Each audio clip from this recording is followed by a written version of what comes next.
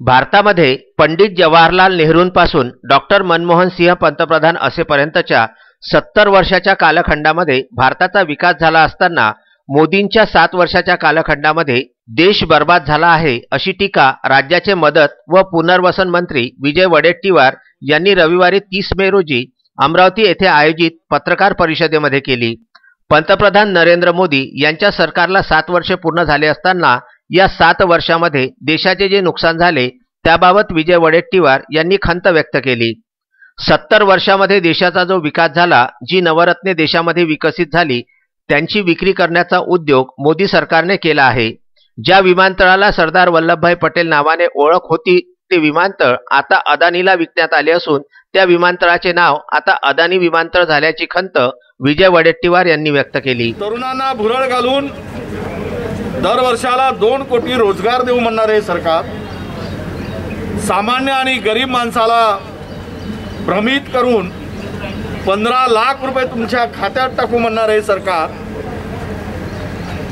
वारेमाप आश्वासन देऊन सत्ता मिळवली, परंतु काँग्रेसच्या राजवटीमध्ये जे नवरत्न म्हणून उभं केलं होतं त्या नवरत्नाची विक्री करण्याचं काम मात्र मोदी सरकारने धंदा म्हणून सुरू केला।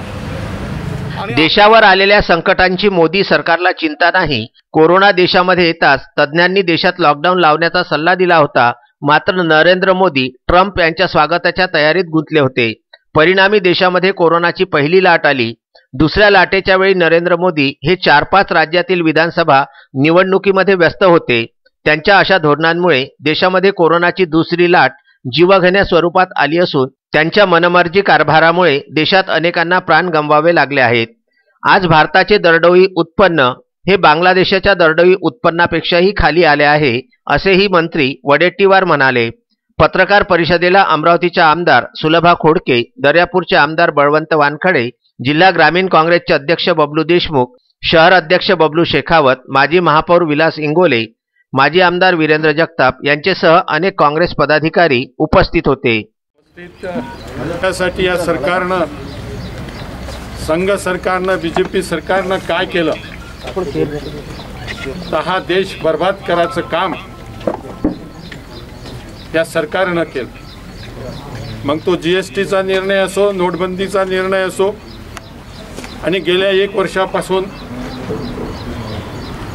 जे कोविडचा, करोनाचा जे महामारी आपल्या देशात एवढी भयंकर वाढली, त्याला सर्व कारणीभूत असणारं सरकार आणि शेतकरी विरोधी असो, दलित विरोधी असो, अल्पसंख्याक विरोधी असो, कुठलाच घटक या सरकारमध्ये।